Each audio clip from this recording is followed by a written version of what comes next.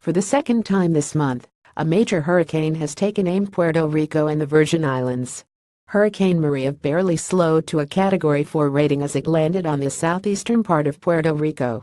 It has already claimed one life on Guadalupe as a Category 5 hurricane and wreaked devastation on Dominica. NBC News reports Hurricane Maria roared ashore in Puerto Rico on Wednesday morning as a Category 4 storm, thrashing the U.S. territory with life-threatening winds. Maria, the strongest storm to hit Puerto Rico since 1928, had maximum sustained winds of 155 miles per hour as it made landfall near the southeastern town of Yabucoa, the National Hurricane Center said. The storm is expected to bring up to 25 inches of rain to Puerto Rico and some 16 inches to the U.S. Virgin Islands. The islands could also see several tornadoes throughout Wednesday. The territory had already been reeling from Irma's impact, with power outages expected to last for weeks. Its governor now expects a larger catastrophe on top of the damage already done and is warning residents to seek effective shelter immediately. Puerto Rico Governor Ricardo Rossello told reporters Tuesday that Maria promises to be much more devastating than was Hurricane Irma, which killed at least 70 people as it plowed through the Caribbean and the southeastern United States earlier this month. If you are in a flood zone, your life is in danger, Rossello said. If you are in a wooden house, your life is in danger. The National Weather Service concurred in its warning, predicting that some areas may be uninhabitable for weeks or months.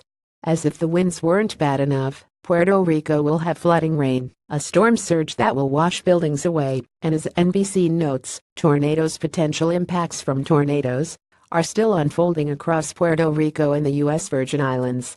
Remain well braced against a dangerous tornado event. The NWS would also like to remind people that no one really needs that storm selfie some will want to get. Do not be a thrill seeker or risk your life for senseless photos or videos. Be wise and avoid becoming another statistic. And yet, we'll see them all over social media anyway.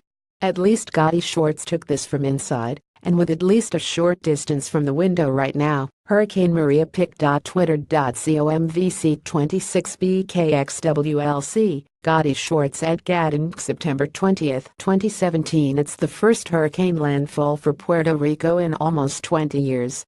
Irma slid past it, as the Washington Post recalls, but it did enough damage even without a technical landfall. The projected storm track is such that the most severe conditions may target St. Croix and southeast Puerto Rico.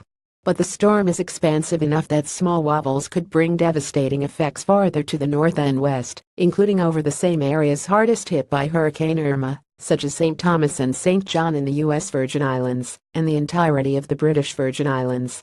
And even if these islands remain north of the storm's core, a dangerous storm surge of up to 7 to 11 feet above normally dry land is possible. Puerto Rico is very vulnerable to hurricanes, but one has not made landfall there since George's in 1998. It just missed the worst of Irma, which scraped along its north shore, but an estimated 1 million people lost electricity because of its fragile power infrastructure. Before Irma struck, officials warned some areas could be without power for months. Just one Category 5 hurricane has hit Puerto Rico in recorded history, back in 1928. The last time a Category 4 storm struck the island was in 1932. Puerto Rico had a financial crisis even before the two hurricanes hit this year, and the destruction from the two hurricanes will complicate it even more. That's a consideration for later, after the rescue and relief efforts have residents safe and healthy, but will probably overhand efforts to rebuild after the catastrophe. In the meantime, pray for Puerto Rico, its residents, and all of the responders who will be needed when this passes.